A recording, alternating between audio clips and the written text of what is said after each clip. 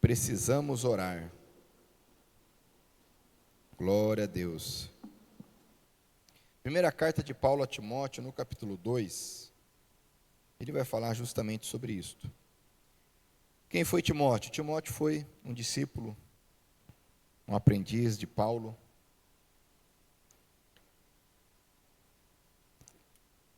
Essa aqui é uma das últimas cartas que Paulo escreve.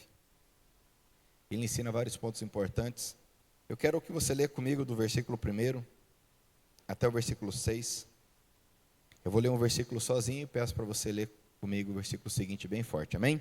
Diz o texto então, 1 Timóteo, capítulo 2, versículo 1. Em primeiro lugar, olha que interessante isso aqui.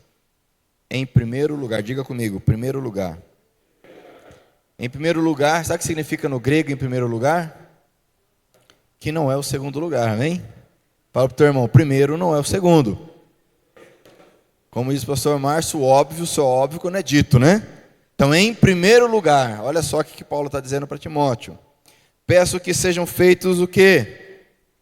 Orações, olha só. Pedidos, súplicas e ações de graças a Deus, em favor de todas as pessoas. Em favor de quem? Todas as pessoas, inclui todos aí, certo? Corintiano, flamenguista, todo mundo. De esquerda, de direita, é para orar por todos, amém? Glória a Deus.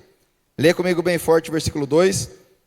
Orem pelos reis e por todos os outros que têm autoridade, para que possamos viver uma vida calma e pacífica, com dedicação a Deus e respeito aos outros. Isso é bom. E Deus, o nosso Salvador, gosta disso.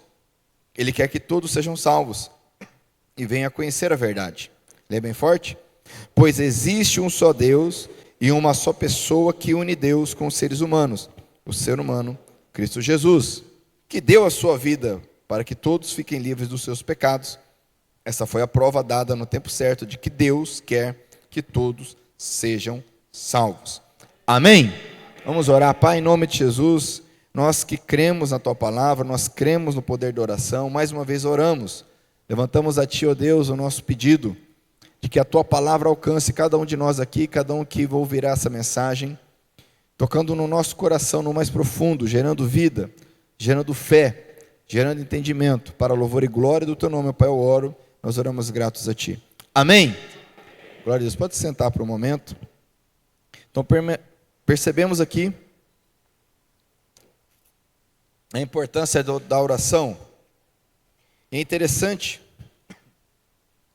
que Paulo também lá em Filipenses, na carta que ele escreveu aos seus amigos de Filipos, também fala de oração, petição, súplica e ações de graças. E lá ele explica que quando nós fazemos isso, olha só, a paz de Deus, que excede o entendimento, preenche os nossos corações. Lá ele vai dizer o seguinte: não fique preocupado, não fique ansioso.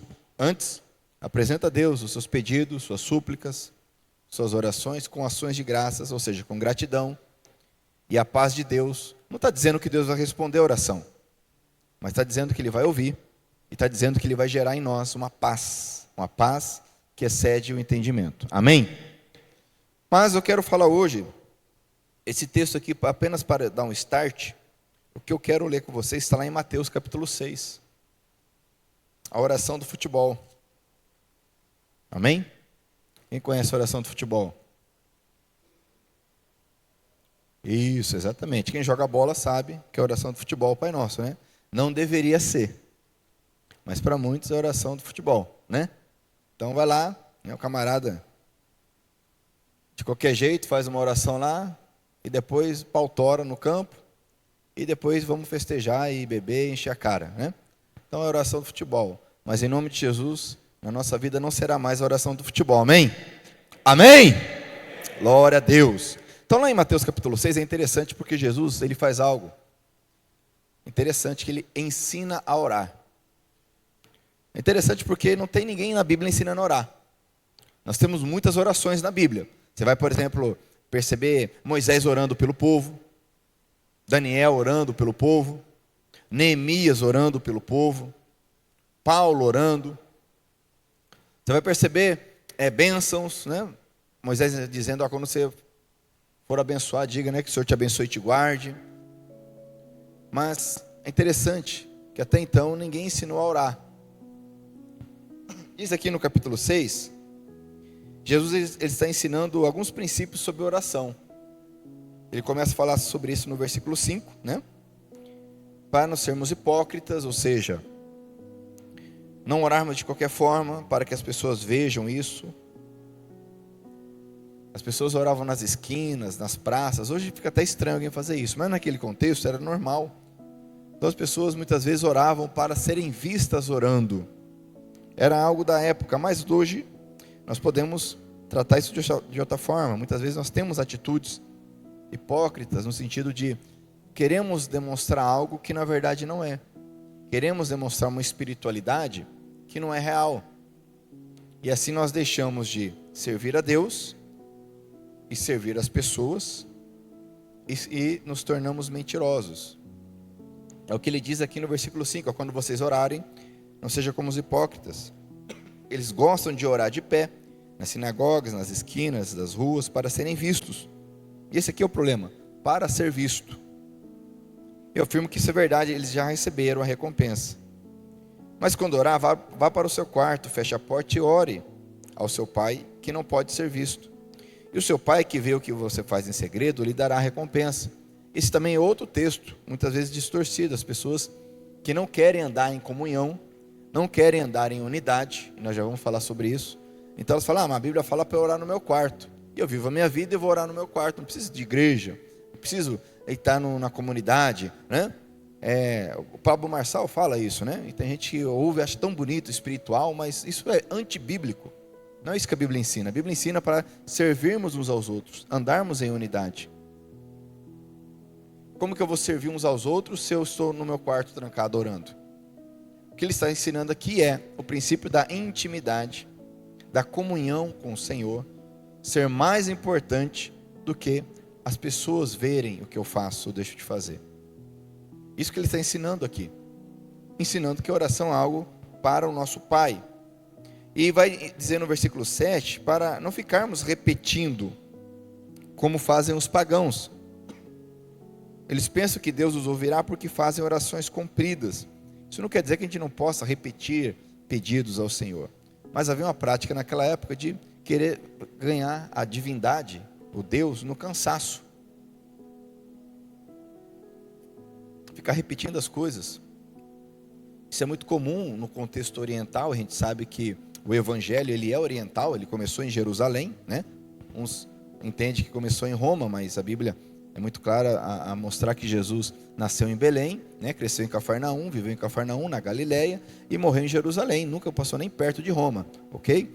E ali no contexto oriental é muito claro essa prática de repetições, que muitas vezes se torna algo vazio, algo repetitivo. Então nós não podemos fazer dessa forma também, como ainda se faz hoje. Não sejam como eles, pois antes de vocês pedirem, o Pai de vocês já sabe o que precisam. Aí vem o interessante aqui, que eu quero compartilhar, específico, 9. Portanto, orem assim. Então, qual é a forma de orar? Então, Jesus traz alguns princípios. Alguns vão entender que ele traz aqui uma fórmula que deve ser repetida. Não é a compreensão que nós temos, mas mesmo que você repita essa fórmula que ele traz aqui, isso deve ser feito com a compreensão correta, não como algo automático, porque há de convir comigo que depois da terceira, quarta vez que a gente está falando a mesma coisa, a nossa mente já está voando, sim ou não? Não é verdade? Você fica falando 2, 3, 4 vezes, a boca está falando, mas a mente já está lá longe, sim ou não? Então por isso que muitas vezes nós precisamos focar quando estamos conversando com alguém, que a gente está ali de corpo presente, mas nossa mente está voando, sim ou não? A gente está até concordando com o que a pessoa está falando, né? Mas a mente está lá longe. Se ela perguntar o que eu falei, a gente está engasgada. E quando a gente fica repetindo de qualquer forma, não é diferente. Quando nós estamos orando, há uma batalha na mente. Paulo fala, em primeiro lugar, façam orações. Amém? Então, em primeiro lugar, ele não diz, em primeiro lugar, pregue, ou em primeiro lugar, trabalhe, ou em primeiro lugar, não. Em primeiro lugar, façam orações. Então, nós precisamos ser homens de oração. Amém? Glória a Deus. É Paulo escrevendo a outro homem, é um homem escrevendo a outro homem, é Paulo escrevendo a Timóteo. Faça oração. Então Jesus vai dizer, orem assim: Pai nosso que estás no céu. Aqui é uma versão um pouco diferente do clássico que a gente conhece, né? Que todos reconheçam que o teu nome é santo, ou seja, santificado seja o teu nome, numa linguagem mais clássica. Venha o teu reino, que a tua vontade seja feita aqui na terra, como é feita no céu. Dá-nos hoje o alimento que precisamos, ou o pão nosso de cada dia, conforme o clássico. Perdoa as nossas ofensas, como também nós perdoamos as pessoas que nos ofenderam. E não deixes que sejamos tentados, mas livra-nos do mal, ou do maligno. Pois teu é o reino, o poder e a glória para sempre. Amém. Não vamos ter tempo aqui de pincelar todos os pontos. Se Deus permitir, domingo eu vou continuar isso. Mas eu quero tratar aqui de 2 pontos importantes. Jesus, então, como eu disse, ele está ensinando algo que ninguém fez na Bíblia, ensinar a orar. Então ele diz assim, vocês vão orar dessa forma: Pai. Qual que é a primeira palavra aqui? Qual que é a primeira palavra? Então, a primeira coisa, Jesus está se dirigindo aos seus discípulos, aos cristãos. E ele diz que esses cristãos têm a liberdade, têm o privilégio, têm o poder de se dirigir a Deus como Pai. Então esse é o primeiro ponto, ok? Isso é muito importante, é extremamente importante. Se não fosse importante, Jesus não teria ensinado dessa forma. Ele não diz, quando você orar, diga: Criador dos céus e da terra, Todo-Poderoso Deus, Santo, Santo, Santo. Ele diz: Pai. Vocês vão chamá-lo de Pai. E por que isso? Quando eu reconheço que Deus é meu Pai, quando eu tenho essa forma de pensar, eu preciso então entender que a obra de Cristo já começou na minha vida. Por quê? A Bíblia vai ensinar lá em João capítulo 1, versículo 12, o seguinte: que Jesus ele veio para os seus, mas os seus não o receberam. Ele veio para o mundo que ele criou, mas o mundo não o recebeu.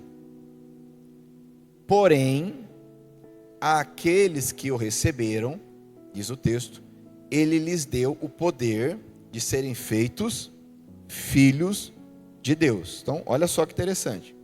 Somente aquele que recebe Jesus, recebe o poder, ou a autoridade, depende da tradução do texto grego, de ser feito filho de Deus. Ou seja, se foi feito filho de Deus, quer dizer o quê? Que não era, sim ou não? Se o camarada foi feito filho de Deus, é porque ele não era, sim ou não? O óbvio só é óbvio quando é dito, sim ou não? Olha só, então quando alguém recebe Jesus, ele recebe o poder de ser feito filho de Deus. Conforme Paulo escreve, por exemplo, aos Gálatas, lá no capítulo 4, versículo 4, que nós recebemos a adoção de filhos através de Cristo Jesus. Então, só posso me referir ao Pai como Pai, por quê? Porque o sacrifício de Cristo já é uma realidade na minha vida. Eu já entreguei minha vida ao Senhor Jesus, Ele é o meu Senhor, amém? De outra forma não vai funcionar. Então, Jesus está dizendo, quando vocês orarem, vocês que são meus discípulos, então vocês já entregaram a vida, vocês já foram feitos filhos, então vocês vão dizer Pai. E essa figura do Pai, ela é muito importante. Não é à toa que o maior problema do ser humano, no que diz respeito à família, é o pai. O maior problema do ser humano, não é no homem e da mulher não, é do ser humano. Na face da terra, no que diz respeito à família, é o pai. Isso em todas as culturas praticamente. É o pai ausente, é o pai muito rígido, é o pai abusivo, é o pai distante. Por quê? Porque ao me dirigir a Deus como pai, logicamente que há uma associação na minha mente, no meu profundo, acerca de pai. Se eu tive um pai péssimo, ou se eu não tive pai, eu vou ter uma dificuldade de chamar Deus de pai. Eu posso até chamar, mas eu nem sei o que é isso. Se eu não tive pai, Eu estou chamando Deus de pai, mas eu nem sei o que é isso, sim ou não? Da importância de nós como homens sermos bons, excelentes pais. Não perfeitos, porque esse é só Deus, mas bons e excelentes pais. Porque quando nossos filhos orarem pai, eles vão ter uma referência. Isso não é à toa. Quem está entendendo? E se você não teve um pai presente, ou teve um mau pai, um pai abusivo, um pai distante, saiba que isso não vai impedir o teu relacionamento com o Senhor. E se porventura isso atrapalha e você nem percebeu, hoje é o dia que você vai orar. Nós vamos orar. Isso será curado na tua vida em nome de Jesus, amém? Mas a primeira coisa, Paulo diz: Timóteo, faça orações. E como é que eu oro? Pai. Amém? Eu vou dizer então, meu pai. Amém? Não. Como é que ele ensinou a orar aqui? Pai nosso. Está vendo como que a gente é egoísta? Esse camarada que diz, eu oro no meu quarto. Ué, mas pera, você vai orar no teu quarto sozinho, isolado, e você vai falar, Pai nosso, nosso de quem? Aí Deus vai olhar seu filho, nosso de quem, filho? Cadê teus irmãos? É para orar como Pai nosso. Você percebe que há uma comunidade, há uma unidade, há um corpo. Você percebe que Satanás ele quer que a gente ande sozinho, para que ele possa nos tragar, porque se nós andarmos em unidade, como corpo de Cristo, somos mais fortes. A própria oração ela já nos ensina que nós somos dependentes. É o nosso Pai, não é o meu Pai. Ele é meu também, mas antes de ser meu, ele é nosso. A própria palavra igreja significa união, congregação, um grupo com um propósito.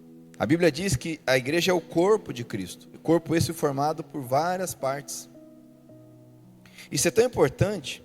Abra comigo a sua Bíblia lá em João capítulo 17.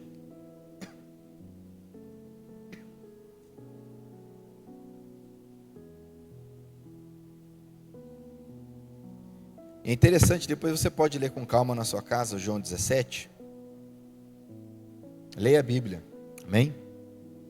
Se você não tem o hábito de ler, leia a Bíblia. Leia hoje, chega na tua casa, pega lá João 17. João 17 é fantástico. Olha como é que começa aqui. Depois de dizer essas coisas, então Jesus ele traz uma série de ensinos.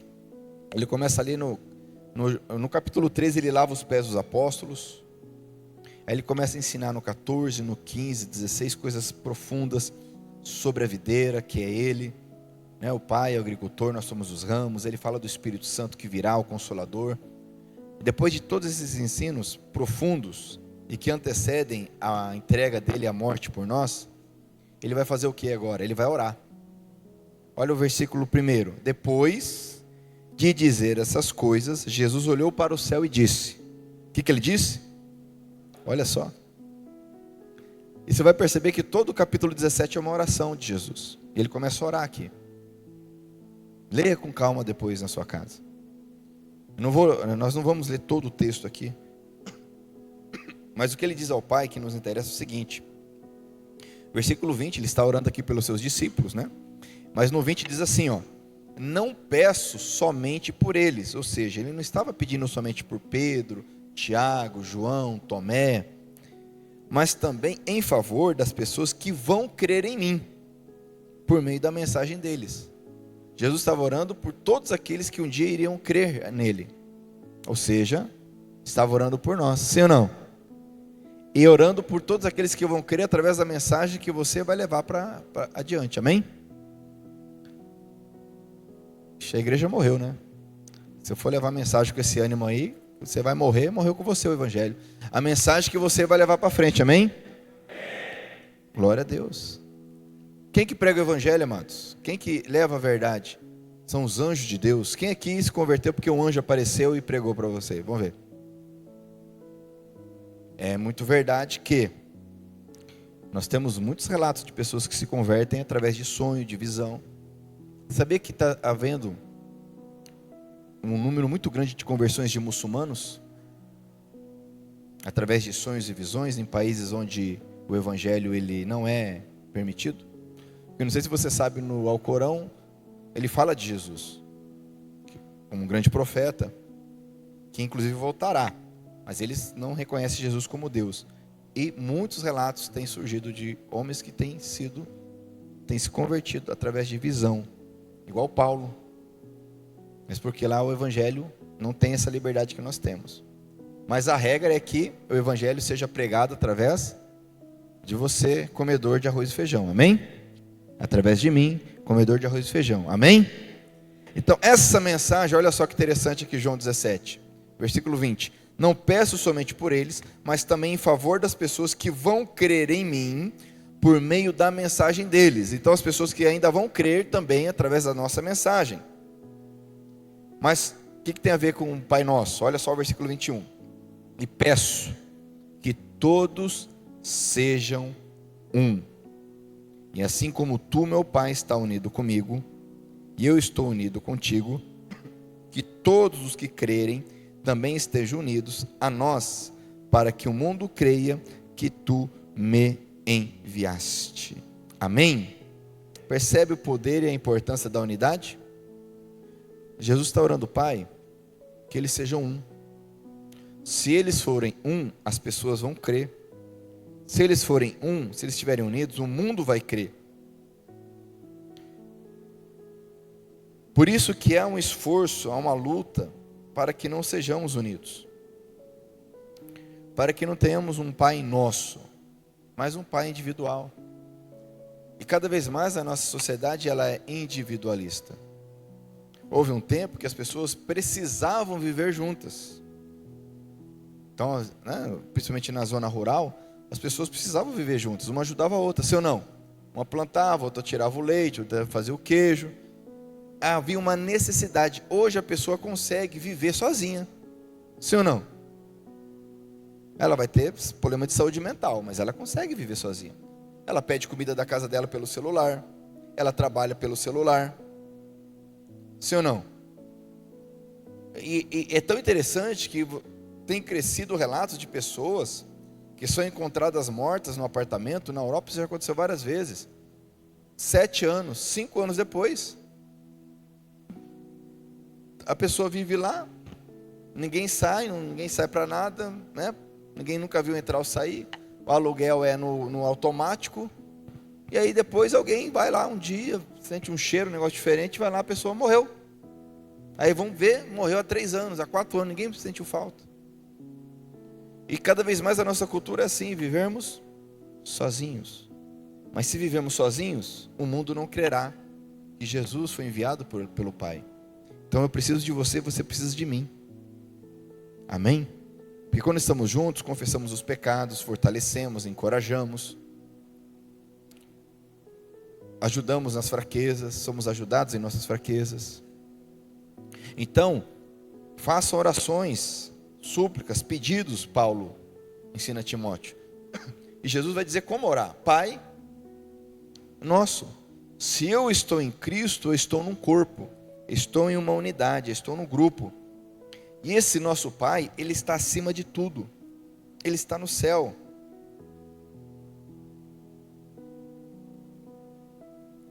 O que é o céu?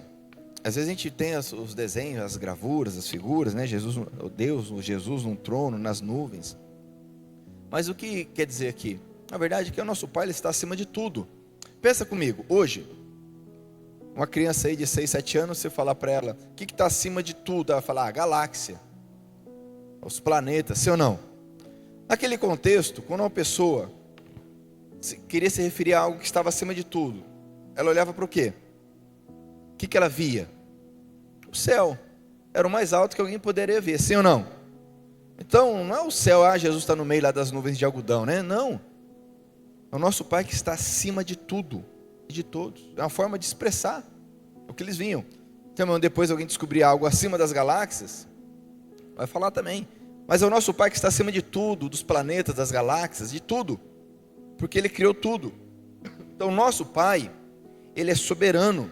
E quando nos dirigimos a Ele, precisamos lembrar, para que isso gere paz e confiança em nós, que Ele está acima de tudo e de todos. Amém? Não há governo, não há política, não há dólar acima do nosso Deus. Ele está acima de tudo e de todos. Os governos vêm, os governos vão, a história vai e volta. Na década de 80 nós tínhamos a União Soviética contra os Estados Unidos. Hoje não existe mais União Soviética. Na época de Jesus havia Império Romano. Hoje não existe mais Império Romano. Certo? Na época de Daniel era a Babilônia. Não existe mais a Babilônia. Os governos vêm, os impérios vão. Mas o nosso Deus é soberano, está acima de tudo. Amém? O teu Pai está acima. Ele é soberano. Fica tranquilo. Fala para o teu irmão, fica tranquilo, meu irmão. Porque às vezes a gente fica angustiado com tanta notícia ruim, tanto problema, e esse governo parece que não vai melhorar. Por isso que Paulo fala, ora pelos governantes. Quando você orar pelo governante, pode até ser que o governante não mude, mas a paz de Deus vai cuidar do teu coração. E isso é bom, ele fala, para que nós tenhamos uma vida tranquila. O que é uma vida tranquila? Muitos pensam que ter uma vida tranquila é trabalhar para ter dinheiro guardado, ter uma posição. Mas a Bíblia não ensina isso. A Bíblia fala muito sobre finanças, sobre administração, mas nos ensina o seguinte, que se nós orarmos, fizermos orações, petições, súplicas, com ações de graças, diz o texto, que isso é bom, para que tenhamos uma vida, olha só, uma vida calma e pacífica, com dedicação a Deus e respeito aos outros. Por que as pessoas não se respeitam mais? Porque não oram. Não oramos uns pelos outros. Se nós orarmos pelos inimigos, nós vamos respeitar os inimigos. Houve um tempo que as pessoas respeitavam os inimigos. Depois veio o tempo que as pessoas não respeitavam mais os inimigos. E hoje vivemos um tempo que as pessoas não respeitam nem os amigos, que dirá os inimigos. Já viu aqueles filmes antigos, quando se falava de honra? Tem um filme que eu gosto muito, né? A Cruzada. Quem assistiu aquele filme A Cruzada? Quando conta a história ali, baseado na história real, mas há algumas ficções ali. Mas ali o rei de Jerusalém chega diante de Saladino, que era o rei dos turcos. Eles iam tomar, né, tomar Jerusalém. Jerusalém ele estava cercado fazia muitas décadas já. Tudo em volta já era muçulmano, já era islã. E aí vem um exército e o rei chega diante de Saladino, que era o rei dos muçulmanos ali. E eles conversam, se respeitam, né? E Saladino, então eles entram num acordo. Havia um respeito entre eles, apesar de serem inimigos. Nós precisamos orar uns pelos outros, respeitar uns aos outros, de uma forma ainda superior do que essa que a gente vê. Além disso, quem está entendendo? Pai nosso, que é soberano, que está nos céus, acima de tudo. Olha só, aí vem um pedido. Qual que é o primeiro pedido da oração? Essa oração ela tem 7 pedidos. A gente não vai poder falar de todos agora, vou falar só do primeiro. O primeiro pedido é que todos reconheçam que o teu nome é santo, ou santificado seja o teu nome. É o primeiro pedido aqui. Não é carro, não é casa, não é emprego, não é saúde, não é família. Primeiro pedido: Pai, o Senhor é soberano, o nosso Pai, que o teu nome seja reconhecido, santificado. Por que isso? Porque a Bíblia diz que quem invoca o nome do Senhor é salvo, amém? Todo aquele que invocar o nome do Senhor será salvo. O nome do Senhor precisa ser honrado, glorificado, para que as pessoas invoquem o nome do Senhor. Isso fala de postura, de posicionamento, de bom testemunho. Por que muitos hoje não querem saber de cristianismo, de igreja, de comunidade? Por falta de bom testemunho, por falta de homens que levam o nome de Cristo, por falta de homens e mulheres que honram e santificam o nome de Deus, o Pai. Porque se o nome do Senhor, do nosso Pai, for honrado, as pessoas vão clamar esse nome e serão salvas. Então a minha postura tua postura, nosso compromisso deve ser sempre de honrar o nome do Senhor. Santificado seja o teu nome. Isso não é uma fórmula mágica. Isso é um compromisso. Eu estou expressando ao Pai o meu compromisso de santificar, separar, honrar o nome dEle. Quem está entendendo? Hoje nós vivemos uma era, estamos entrando numa era pós-cristianismo. O que é isso? Nós temos ao longo da história uma era antes do cristianismo, certo? E depois veio Jesus e o evangelho se espalhou por toda a terra e vivemos um período de cristianismo, ainda que, logicamente, com distorções, maus testemunhos, enfim. Mas nós estamos entrando agora numa era pós. O que é isso? Na Europa, por exemplo, já se considera o cristianismo algo ultrapassado, passou já, foi parte da história, foi bom, ok, passou. E nós estamos partindo para isso, onde os valores dos países, dos estados, não estão mais relacionados com a palavra de Deus, mas com outros valores. Então, mais do que nunca, nós precisamos santificar, separar e honrar o nome do nosso Pai, o nome que é sobre todo nome, que foi dado pelo Pai ao Senhor Jesus, que é Jesus o Cristo, para que as pessoas vejam e creiam, invoquem o nome do Senhor. Amém? Glória a Deus. E aí, rapidamente, eu vou passar aqui para a gente encerrar. Aí vem 2 pedidos interessantes, que tem a ver com a cruz, levarmos a cruz. Venha o teu reino, que a tua vontade seja feita aqui na terra como no céu. Isso fala de entrega, de realmente abrir mão de quem eu sou, abrir mão do que eu tenho, abrir mão dos meus desejos, para que seja feito o que Deus planeja, o que Deus quer, o que Deus deseja. E como dependente dele, eu vou pedir o quê? O alimento, todo dia. Pedir ao Senhor o alimento. Pedir ao Senhor o básico, todo dia. Isso mostra que eu preciso, que eu dependo, isso é um reconhecimento de que eu preciso dele. Ora, minha despensa está cheia, por que eu vou orar? Dá-me o pão de cada dia. Tem lógica orar? Minha despensa está cheia, as contas estão pagas, estou vestido. Hoje eu preciso orar pedindo a Deus pão? Pela lógica eu preciso? Sim ou não? Não, eu já tenho pão, tenho até mais do que pão, eu tenho mais do que eu preciso. Mas é uma ordem que eu ore todos os dias pedindo, porque isso é um reconhecimento que eu dependo de Deus, porque se Ele não permitir, eu não vou levar a mão na boca para comer, eu morro antes. Quem está entendendo? Amém?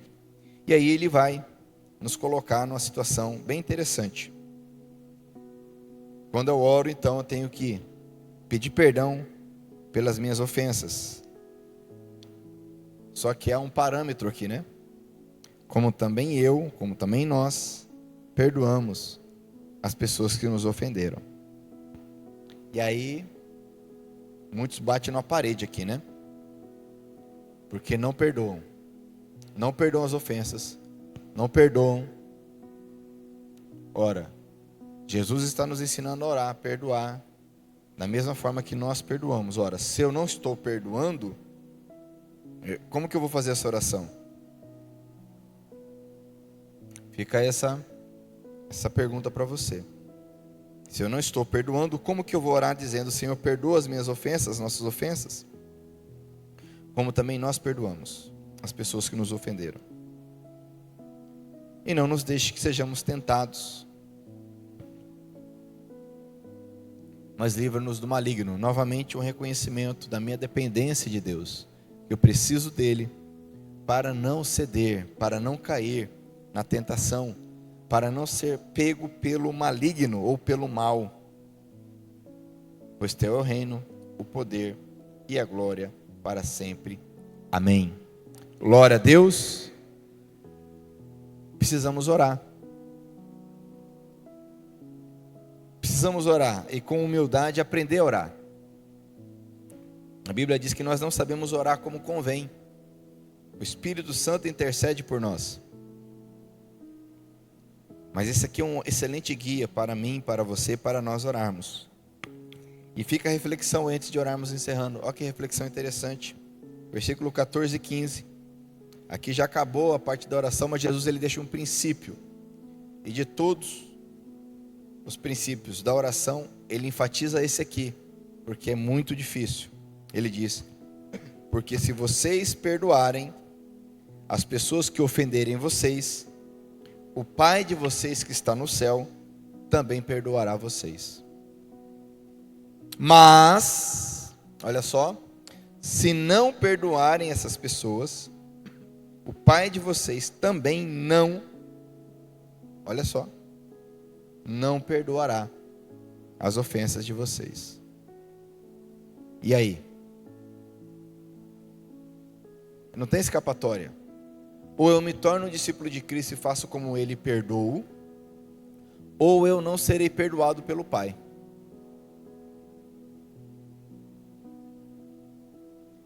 Então, o mais importante que eu quero enfatizar hoje aqui sobre oração é esse detalhe. E é interessante que existe uma outra passagem da Bíblia, lá em 1 Pedro, que vai falar também de uma situação que impede, não de eu ser perdoado, mas impede que a minha oração seja ouvida. Olha que interessante, aqui Jesus está ensinando que se eu não perdoar, eu não serei perdoado. Simples assim. E Pedro vai escrever o seguinte, que nós precisamos honrar e tratar bem nossas esposas, porque de outra forma, nossas orações não serão atendidas, não serão ouvidas pelo Senhor. Olha só. Então, a oração é uma forma de nos moldar, é uma forma de nos ensinar. Por isso que Paulo diz, em primeiro lugar, peço que faça oração, com súplica, pedido, com ações de graças. Amém? Quem está entendendo aqui? Então, quero orar contigo. Se Deus permitir, domingo nós vamos continuar meditando sobre essa oração, que não é mais a oração do futebol, amém? É a oração do Senhor. A oração do Senhor, e ela é muito profunda. Eu te faço esse desafio. Reflita. Pega a tua Bíblia, lá em Mateus capítulo 6, leia. Reflita. Ora ao Senhor, fala: Espírito Santo, me revela, me mostra o mais profundo da tua palavra, que ela não seja apenas algo automático na minha vida. Sabe que as coisas mais importantes da Bíblia, uma das formas do inimigo impedir que ela produza algo em nós, é que ela se torne algo banal. Satanás não tem como impedir que você conheça a Bíblia, ele não tem como pôr fogo, acabar com a Bíblia. Então o que ele faz? Ele age de tal forma que se torna banal. Então você pega uma oração como a do Pai Nosso, ela se torna algo banal. A gente faz, todo mundo faz, mas é banal. Então se torna comum. Não torne comum aquilo que Deus santificou. Amém? Vamos ficar em pé?